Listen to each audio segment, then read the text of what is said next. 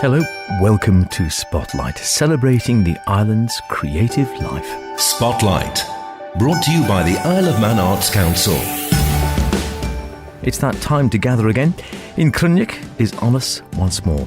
We'll get a good insight into this year's happenings from Chloe Woolley and Joe Collister. There's a new poem from Bard Owen Atkinson, and our next Arts Council profile and reminder that this lot are coming.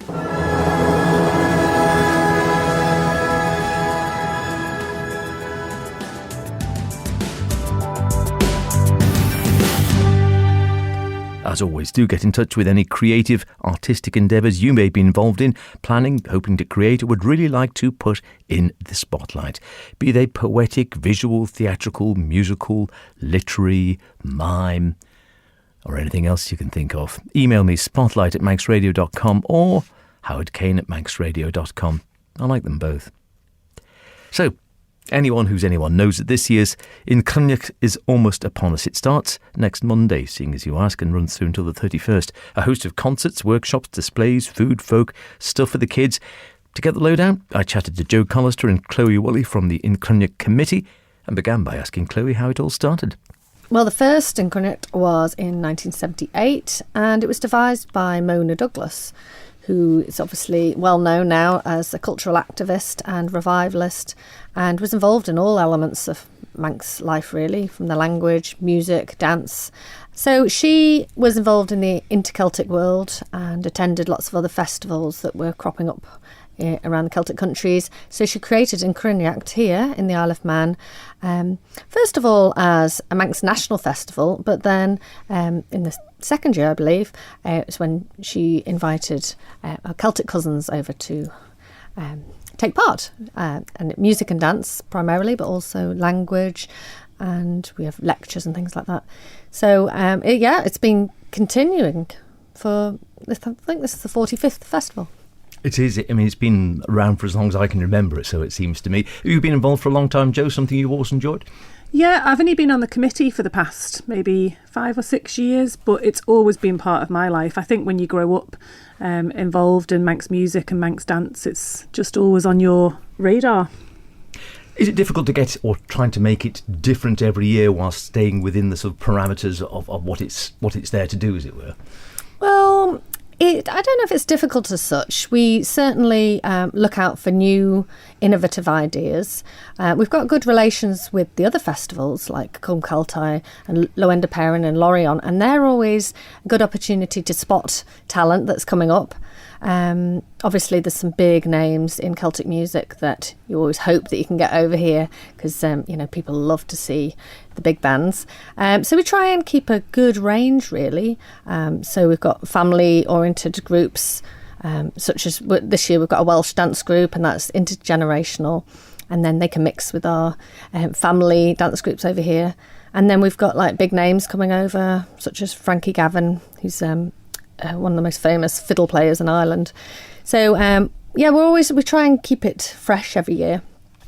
So, Joe, what's coming up this year then? As Chloe was saying there, there's always a mix. I think there's something for everyone. It's not just a series of concerts. We've got sort of workshops, we've got masterclasses, we've got drop-ins. Of course, Ceilidhs as well.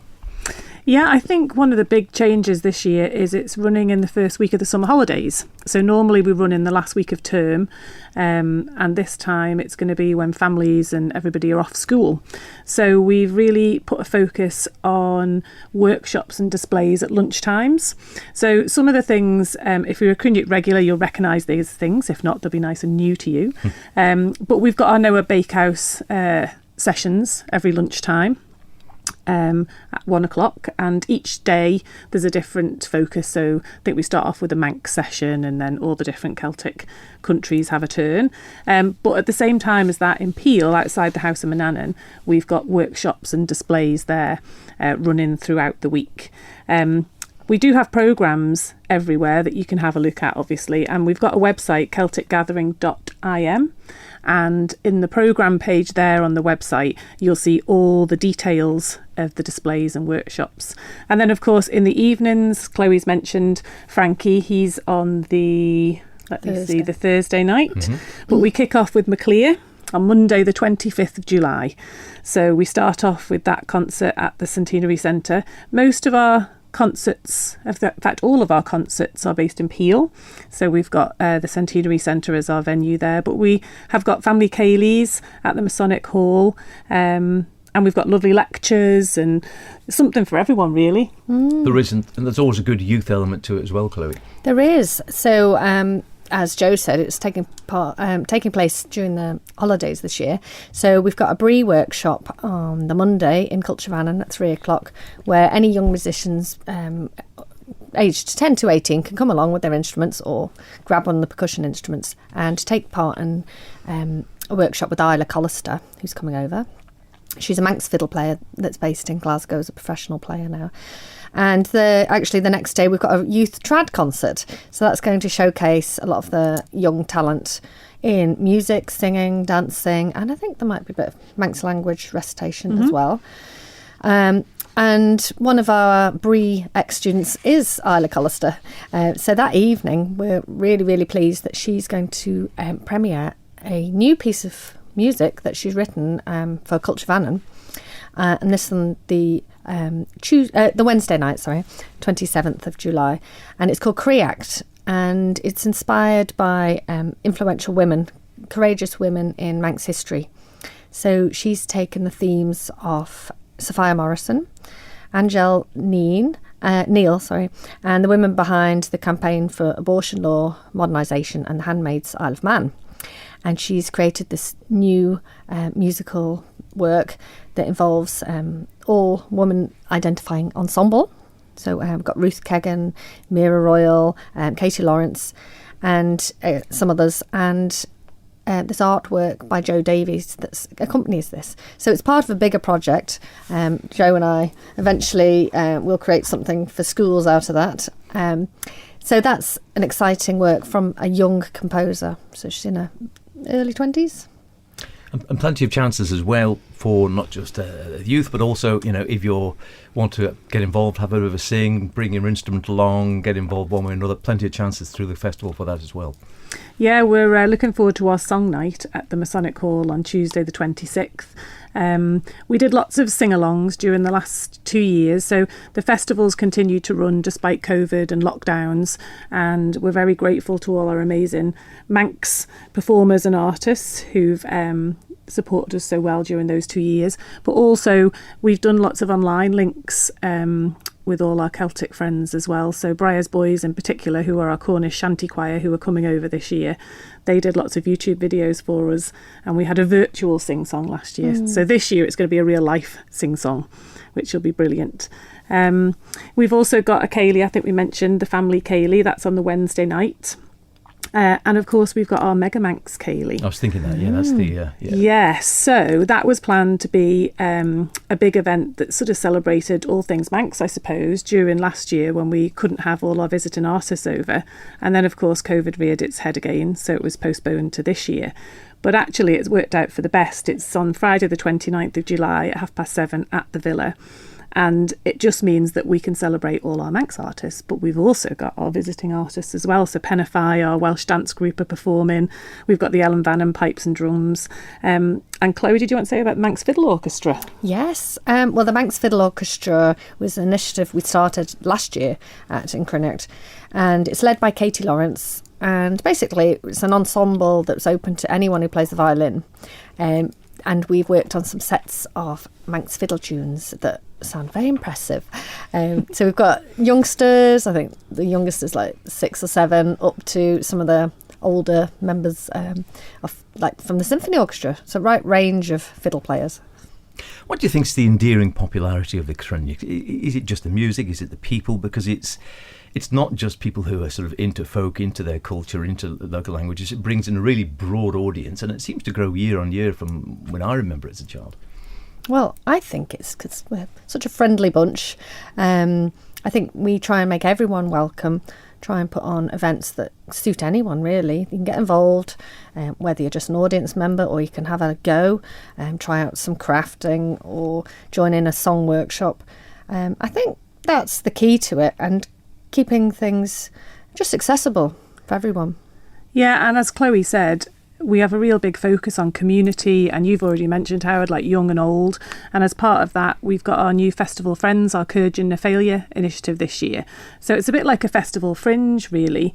And it's a way of celebrating all those businesses, whether you're a coffee shop or, you know, a shop selling tourist items, or whether you're a restaurant or anything based in Peel, outside of Peel. It's just pulling together, everybody displaying our posters, our Celtic bunting, maybe putting on their own events, and it's just an extra way of celebrating, I suppose, the community aspect of Yn Chrunniaght. I know you'll be enjoying all of it. Anything in particular either of you are looking forward to seeing or joining in? Or Well, for me, I think I'm really looking forward to, well, there's lots I'm looking forward to, but the final Saturday night gig is with Def Shepherd. And my husband's in Def Shepherd. They're a Scottish band. You got to say yes to that. Yes, yeah. So they were supposed to come over 2 years ago. They were very big in Scotland in the Celtic scene. So I'm looking forward to seeing them because I know they're brilliant and I want everyone else to see how brilliant they are. Any highlights for you, Joe? I think it's the displays and workshops at the House of Manannan. So these are running from the Tuesday to the Friday, 12 till 2. And there's such a variation, really. It's a good overview. If you've not been to Yn Chrunniaght before, all these events are free. And then as a follow-on to that, the full day on the Saturday.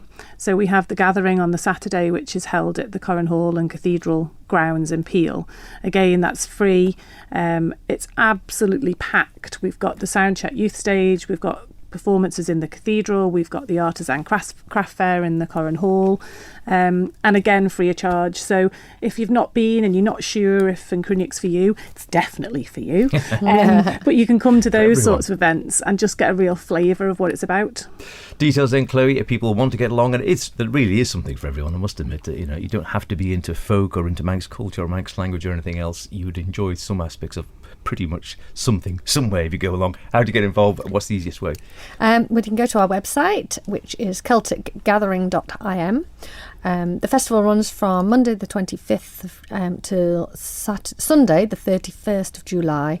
And pick up a programme. We've got some in Celtic Gold, various places around Peel actually. We've got tickets online on our website, and also in Celtic Gold you can buy physical tickets. There's still a few festival passes left, I believe, which are £50, which gets you into all of the Peel events. And to get to the Mega Manx Ceilidh, go to villagaiety.com. Literally something for everyone, and a feast for the ears and eyes. Don't miss it. It's worth going along to the Ceilidh for the Breton dancing alone. Spotlight. Brought to you by the Isle of Man Arts Council. Some poetry for you. Here's Manx bard Owen Atkinson. He can introduce the work. So I wrote this poem a couple of months ago for Evolden, which is the Manx celebration of Beltane at the start of May, kind of signalling the end of winter and the start of summer. And kind of now we're here in summer, just after the solstice. I'm thinking about, I've been thinking about this theme again. I wrote the poem specifically for that event, very kindly invited by the Evolden committee, and got to share this on the main stage and now on the radio. So here it is, and the poem is just called Evolden. Summer sun, winter moon, ice melts and flowers bloom. Frozen white, metallic blue, sinewed silver, the fading grey-black of an overcast night as beads of ice form on sharpened grass. Then, oh so suddenly, blood orange bursts forth, yellow ochre and flushed fuchsia follow, bronze-flecked freckles speckled over rose-blushed cheeks. Sun breaks through a cloud tinged pink, orange, yellow. Mists part, then disappear into sparkling haze. The heat comes slowly, then all at once. In 8.5 minutes, the light from that ball of burning gas will be here, with us, thawing out the prickled purple heather. First comes primrose, then daffodil, then bluebells, white bells. I urge myself not to forget the shining glow of emerald green grass, and the sweet coconut scent of freshly budding gorse. But I can already see the solstice to come. The drawing in of any night brings a shiver. Why can't the day just go on? Why can't the summer last forever? Summer sun, winter moon, ice melts and flowers bloom. Let's enjoy the uphill climb. An amber sunrise lifts the gaze, eyes open, neck stretched upwards. We have to remember that without night there is no day. Without ice there is no fire. Elements balance. The tides of time will ebb and flow. The summer crashes in on the glistening crest of a soaring wave, and recedes just as quickly. Without winter there is no summer. We say good night to the moon, welcome the sun, and, hearts aflutter, breath drawn in, with the world on pause, we hold this fleeting juncture, grasp tightly onto the rays of ever-shifting sunlight, and bask in their momentary glow. Always great to hear Owen's work, broadly inspired by the life and culture of the Isle of Man. More from Owen next month, and his tenure, I think, as the current Manx Bard must be heading towards an end. I don't know, I must ask him. Now, the latest in our little series profiling the members and work of the Isle of Man Arts Council. And Steve Dakin, for it is he, hope I didn't spoil the surprise there, was busy with a great event coming up this weekend when I spoke to him, a long-delayed visit to the island by the Halle Orchestra for a concert and workshop with local young players. We welcome the Halle over with Sir Mark Elder to conduct and Ben Gravesner to play Beethoven Piano Concerto. And that looks like a really exciting programme. And then on the Sunday, we've got what's going to be an absolutely fantastic day where about 90 to 100 of our local school musicians will be joining with the Halle for a come and play event. And we started rehearsals for that. We had our first rehearsal last Sunday, and it was just such an amazing sound, and they're really excited about it. And quite rightly, because it's not often you'll get a chance to play with a top-notch professional orchestra. No, absolutely. And I said to them on Sunday, I would have loved to have had that opportunity as a child. And as I say, they're very excited. And for many of them, it might even be the first time they've heard a professional orchestra play live. And there's a different programme they're playing on the Sunday for the pupils as they're playing on the Saturday night. And there are some great pieces on that, some very fun, light-hearted pieces as well. So they're going to have an absolutely amazing time. I'm always amazed by the amount of variety and the amount of talent that's on island. But there's nothing more powerful than a full symphony orchestra full of professional players. It's just a beast of a sound, and it's just really moving. And something for everyone? Absolutely something for everyone. There's some really great pieces lined up, and the Sunday particularly, lots of light-hearted pieces, Fanfare for the Common Man, the rather unusual Leroy Anderson, the typewriter, so very much looking forward to that, some E.T. music, and all sorts of different things. But even the Saturday night, the more formal event, if you like, some lovely music in there, so very much looking forward to that too. And availability, still tickets going? Yes, there are some tickets. I think be quick, particularly for the Saturday. They're selling very, very well, but there is still some availability, so not too late to get your place. Now, we're going to just chat a little bit more about your position here at the Arts Council. How did you get involved in the first place? I saw an advert online when they were looking for new Arts Council members, and I thought, do you know what, you've got to be in it to win it, as it were. And I recognised how much was going on in the island, and it was just a great opportunity to kind of meet some more people and get involved in supporting the arts, and not just music, but the visual arts, the drama, the sculpture, the whole package. So I applied for the position and had what was apparently an interview, but it was a great chat with the panel about kind of art on the island and how they support that as the Arts Council. And a few days later it was, yes, we'd like you to join our panel. And it's been brilliant ever since. I've learnt so much, not only about how the Arts Council work, but also about the rich variety of art with a capital A on the island. It's been a really interesting journey. And your own background, you've hinted that, is that mainly music? Yeah, predominantly music. And music is kind of all I've ever done, really. I trained as a professional musician in Cardiff at the Royal Welsh College of Music and Drama. and then kind of fell into teaching, if you like, after a couple of years playing professionally, and have been teaching ever since. But very well rooted now in the island music scene. So it's all music for me. But have been involved in some of the kind of the amateur societies on Ireland, like Douglas Choral Union, and be working with Manx Operatics soon as well. What do you think of the importance of the arts on the island? Because it's very often the case, isn't it? It's the poor man when it comes to funding and such like. It's always taking second place. How do you feel we fare on the Isle of Man with view to the public's perception of the importance of art within the local culture? I think we have a very rich culture of music and art here, and thinking particularly musically, it's so important to so many of the events that we all enjoy. Tynwald Day, for example, only a week or so ago, music plays a key part in that, and I think we do very well. I mean, I've touched on it already. The amount of music that goes on Ireland. The funding side of it can be challenging, but that's where the Arts Council can come in. And, we talk a lot about wanting to support things that might not be able to happen, or being able to facilitate new things. And I think we fare really well for the amount of music that goes on. And ever since I've been working with some of the amateur dramatic societies, I've been amazed at the level of talent that we have on the island. It's blown me away. What do you think the importance of the Arts Council is then fitting into that picture on the Isle of Man? Is it sort of upping the awareness of the arts? Is it looking again primarily for funding for artistic projects which might not otherwise get off the ground? I think there's a bit of everything in there, really. It's certainly being there to provide funding and really to facilitate things to happen, not forgetting things like the student awards that enable students to go and support their studies, the travel grants that we offer that enable people to get off island and to get some CPD or some new experiences. I think it's absolutely imperative, and we're very blessed that it's very popular here. Lots of people know about the Arts Council, but very much there's work to do with the engagement as well, and there's lots going on in that respect too. And so do you see a healthy future for the artistic scene island-wide?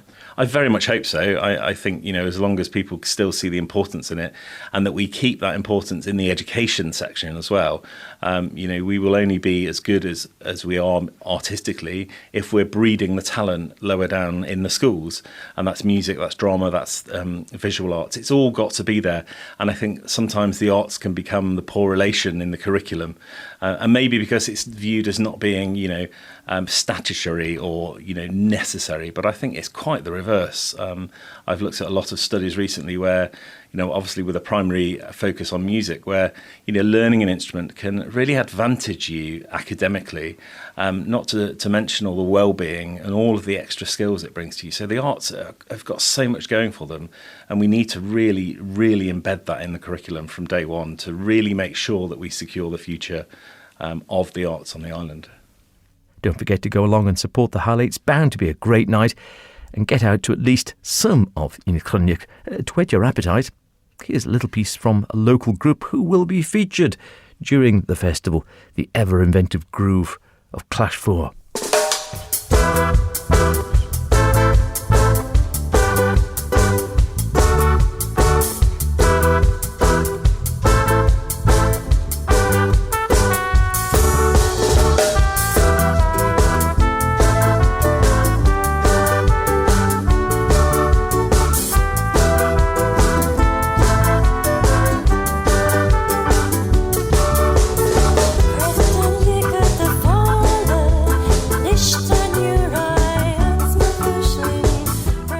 Don't forget, if you want to hear anything again, go to manxradio.com, download the Spotlight podcast and listen at your leisure. Or at work. I won't tell anyone. Drop me a line with any artistic thoughts or ideas. Stay creative. I'll see you next week. Cheerio.